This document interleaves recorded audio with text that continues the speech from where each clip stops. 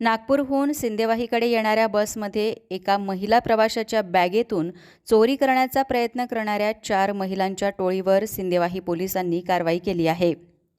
प्रवाशांच्या सतर्कतेमुळे आणि पोलिसांनी दाखवलेल्या तत्परतेमुळे या गुन्ह्याचा छडा लागला असून पोलिसांनी 4ही संशयित महिलांना ताब्यात घेतले आहे।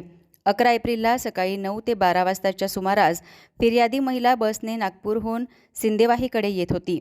तळोधी येथे बस आल्यानंतर 4 महिला बसमध्ये चढल्यात। यापैकी 2 महिला फिर्यादीच्या सीटवर आणि 2 बाजूच्या सीटवर बसल्यात।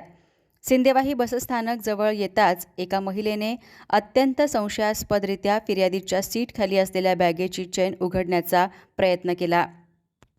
हा प्रकार लक्षात येताच फिर्यादीने इतर प्रवाशांच्या मदतीने तातडीने पोलिसांना पाचारण केले। सिंदेवाही पोलिसांनी बसस्थानकावरच 4ही महिलांना ताब्यात घेतले। प्राथमिक चौकशीत त्यांनी चोरीच्या उद्देशानेच बॅगेची चेन उघडल्याची कबुली दिली। या प्रकरणी 4 महिलांविरुद्ध पोलिसांनी गुन्हा दाखल केला असून पोलीस निरीक्षक कांचन पांडे यांच्या मार्गदर्शनाखाली पुढील तपास सुरू आहे।